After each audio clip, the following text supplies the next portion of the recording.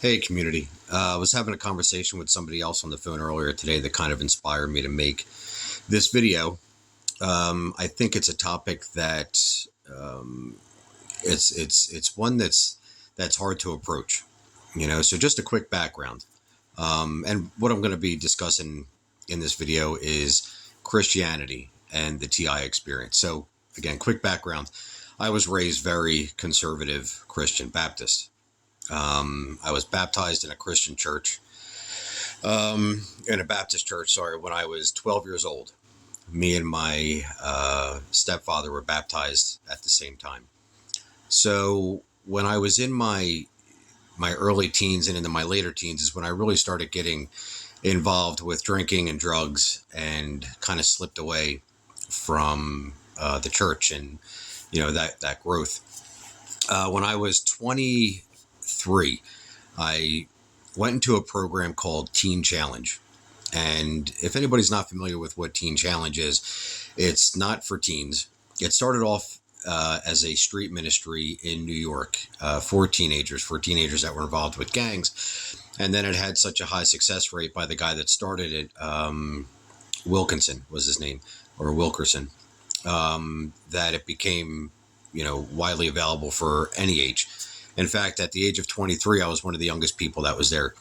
And it was a year-long program, and it's Assemblies of God based, Pentecostal based.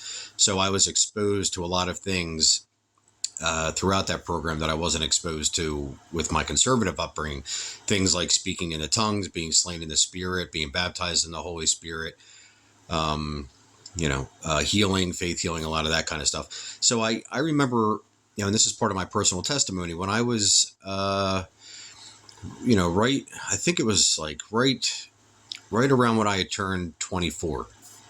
I had made a decision to give my life over to Christ. Okay. And I was baptized in the Holy Spirit.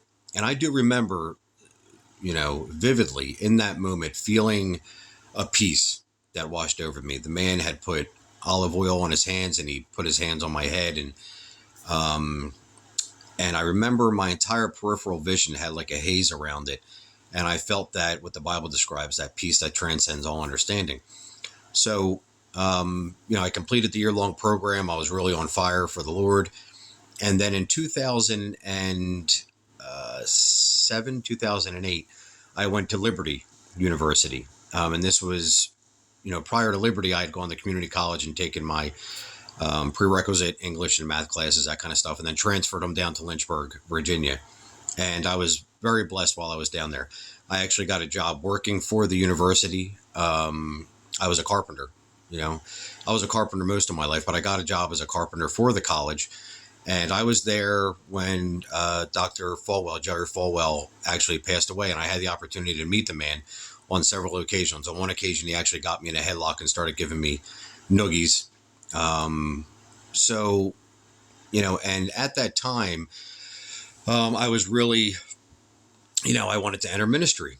My major was speech communication. To some degree, I wanted to get into maybe pastoral studies or evangelism, something along the lines of public speaking.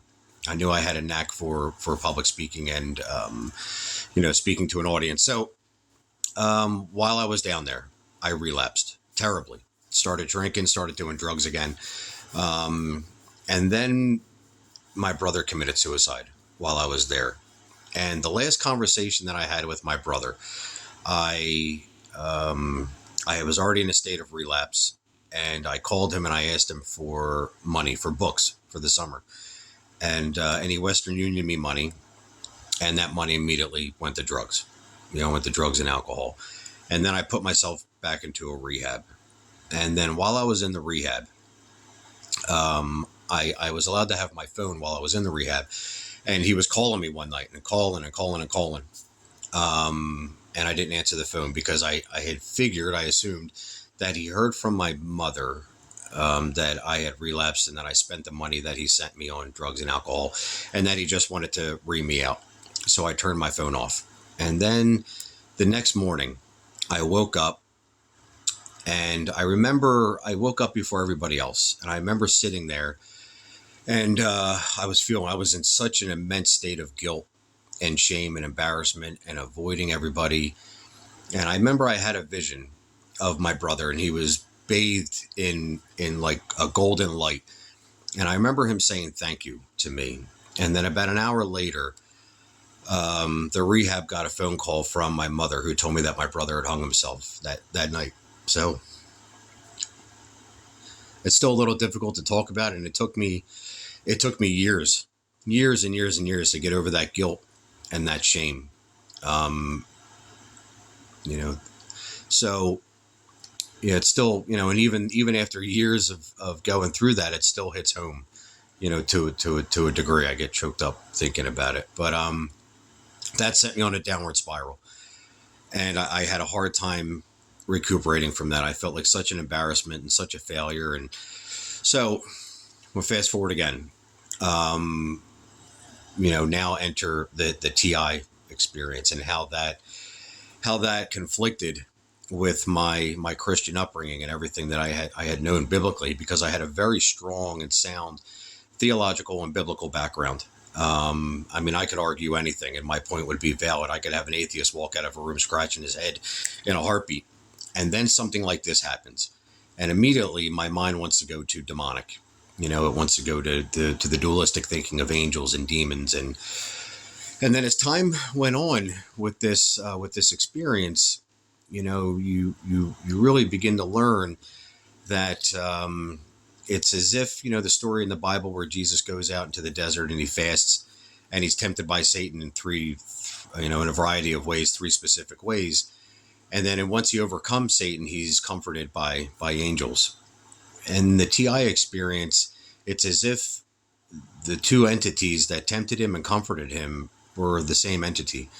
Because I've gone through that very similar process of being tempted and then comforted, and then tempted and comforted. My mind stretched to a point of almost wanting to break and split in 2 and then let go. And then you understand the concept that the Lord will never give you more than what you can handle. I've never been more than what I can't handle throughout this entire experience. And what it did was it completely eliminated my dualistic thinking. I would never, ever, ever, ever, ever in a million years denounce or say that Jesus was not who he was. I don't know. I believe that the Bible has incredible, incredible stories, and it is a story of love and commitment and forgiveness and sacrifice. But with this experience, man, your Christian upbringing and your biblical understanding is really put to the test. And those of you that have a Christian upbringing, and then this kind of comes into your life, you fully understand what it is that I'm talking about. When you have something attached to your psyche that is completely omniscient, omnipotent, and omnipresent, you're really exposed to the full nature of God, and the biblical understanding of what God is. It's seemingly everywhere, all at once, and knows everything all at once, all the time, and has complete control over the minds and the bodies of the people. So, as time went on with my TI experience, I was really humbled. I would go through days where I would, in my head, I'm, especially in the beginning stage of this, but, when I definitely was almost 100% convinced that I was under some sort of a demonic possession. In my head, I'm like, I'm trying to exorcise these demons out of my head, and they're just laughing at me. I went through like days and days and days of prayer and God help me, and to no avail. And now that things are subsiding and I'm not tormented anymore, the gang stalking stopped a long time ago. My physical body is not manipulated or touched in any way. I still deal with some of the voices, but they're, most prevalent in the morning and sometimes at night before I go to bed. None of it is torturous whatsoever. In fact, the only thing that this experience did was it balanced me out. So I know a lot of, maybe I shouldn't say I know, but if you can relate, this is, fantastic.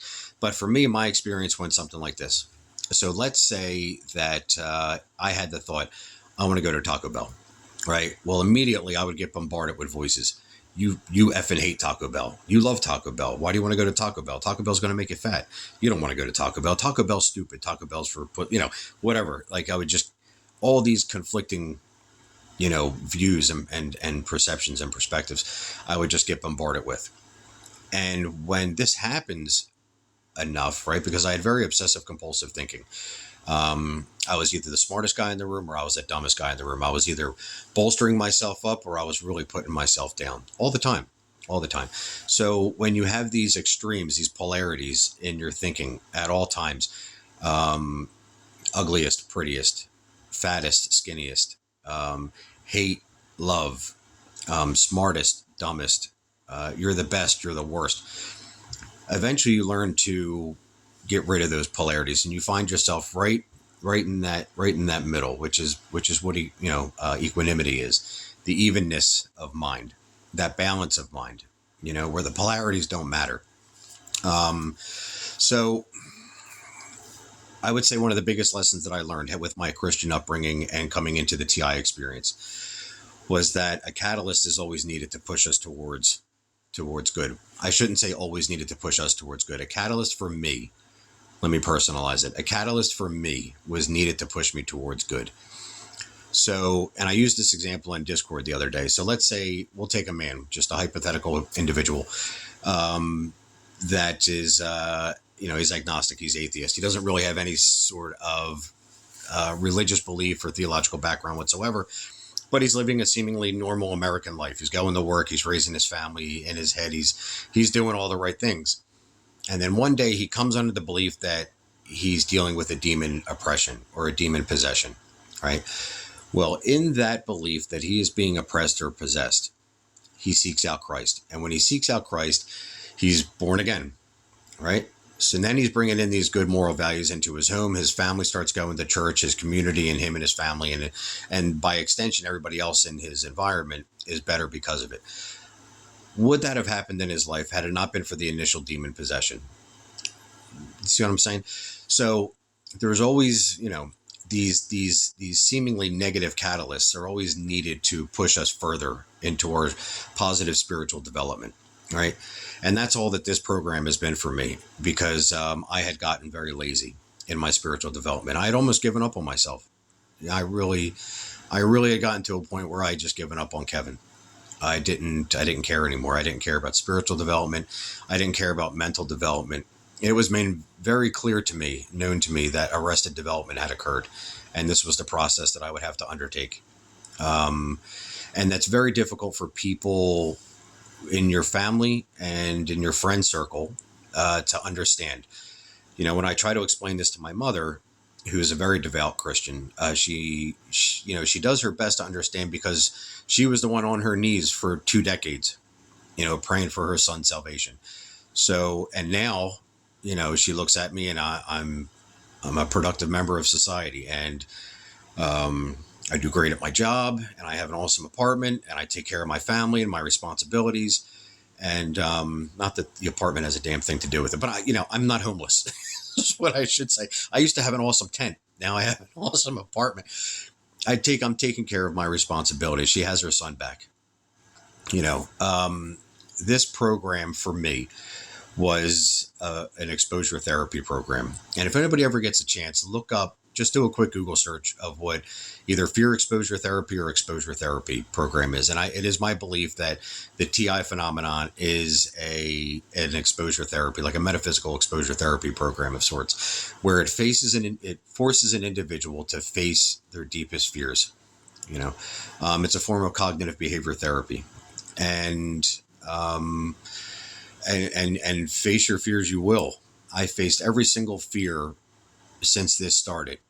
Starting off with the fear of being observed, the fear of observation, and that was the beginning of my gang stalking stage. I knew that my mind was under observation, but I couldn't make sense of it. So I thought I sought an explanation outside of myself, and led to a lot of embarrassing moments. And it wasn't until I made that transition from believing to knowing, because for as long as I believed that, it was just my mind under observation, my mind still sought an outside explanation. in the form of neighbors, police, government surveillance, whatever. But as a Christian, you're raised to believe that an omniscient God that watches over you at all times, right? Um, so had I, and I look back and it's like, had I really believed that, I wouldn't have done any of the things that I did, because the moment that I knew 100% that I was under observation, I changed immediately. It was like a light switch. I stopped every bad thing that I was involved in. I stopped lying. I stopped stealing. I stopped looking at pornography. Everything. It was as if integrity was obsolete. If integrity can be defined as the things that you do when nobody else is looking, well, that goes away completely, doesn't it? Because you are aware, 100% in your mind and in your body and in your spirit that you are being observed, right? Well, now dignity kicks in. Are these the things that I would share with the general public? Now, uh, this is where you kind of get into like a little bit of a gray area, because not everybody's like me. Not everybody is ashamed to sit and look at pornography with somebody else, right? So, and there's verses, actually in biblical verses, that actually kind of deal with this. So when Paul's speaking to the Romans, they're talking about the issue of fasting and the Sabbath day, right, to the people of Rome. And he said, each of you better be convinced in your own mind, right? Because some people were eating meat and some people said you shouldn't eat meat, right? So Paul said to whatever person, whatever they decide, they should be convinced in their own mind that this is right and this is what's wrong. Because that really is what determines our intention when moving forward in life, right? So, I made a decision at that point to not eat meat anymore. It was the consumption of sentience that I didn't want to do anymore. There was just something that clicked in my head, and I said, I don't want to do this anymore. I don't want to eat meat anymore. I quit vaping. I quit everything. It was a complete 180 transition, like a brand new Kevin emerged from that observation. And looking back, I don't regret any of it, because I wouldn't be the person that I am today without it. One of the worst things that I did for myself was fight. I kept fighting and fighting and fighting. And and it's all in your head. It's all your mental, it just gets torn. It absolutely gets torn in half. Like I literally would feel as if my mind was being absolutely torn in two. Like there was this part of me and this part of me were just coming completely unglued. And those moments are difficult to get through. Anxiety comes up and fear comes up and panic arises.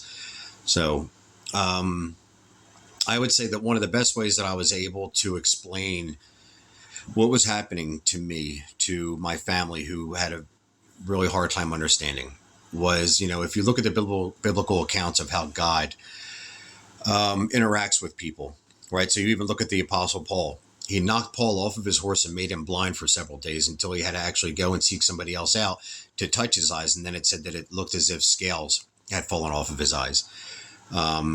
There is so many different accounts of God harming people for good, and seemingly harming people so that a good outcome can occur, right?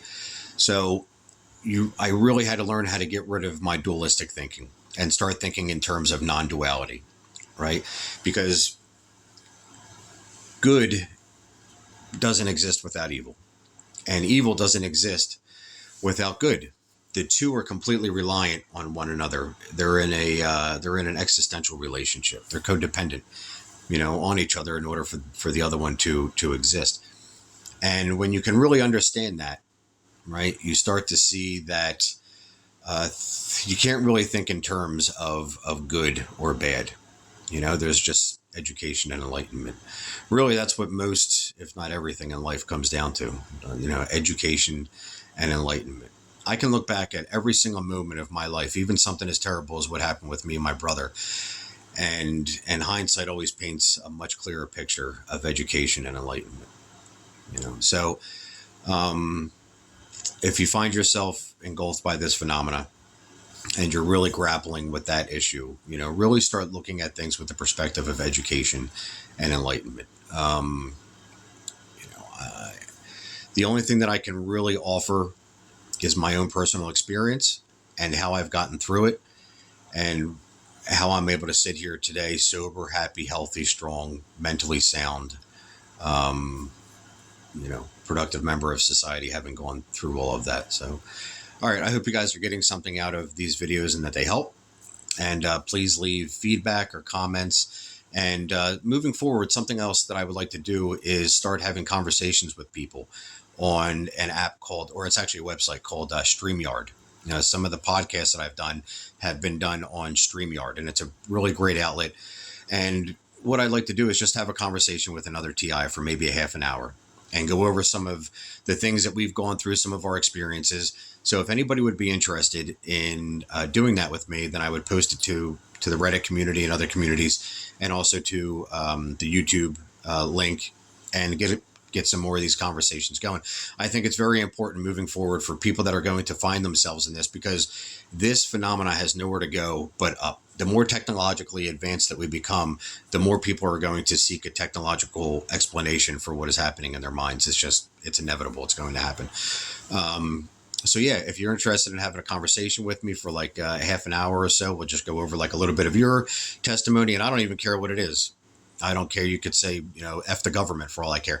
It's important to get all these different perspectives out so that we can talk about them openly, and try to get to the core of what's at hand here, and people can grow and overcome. Because I do believe that everything that happens to us with this phenomena is meant to overcome. Just like back with that parable, or the story with Jesus in the desert, I believe that Satan entered that knowing that he was meant to be overcome in that moment. All of these things happen to us because we are meant to overcome them. We're not meant to live in despair and in turmoil, right? Bad things happen to us, seemingly bad things happen to us, so that we become stronger. We're in a constant state of being perfected and turning into a better version of ourselves, but that doesn't happen unless we're refined, unless we're purified, unless we go through these traumas and these tribulations, but we don't have to do it alone. We can do it together. So, all right, guys, take care. And like I said, leave some comments and post on the bottom.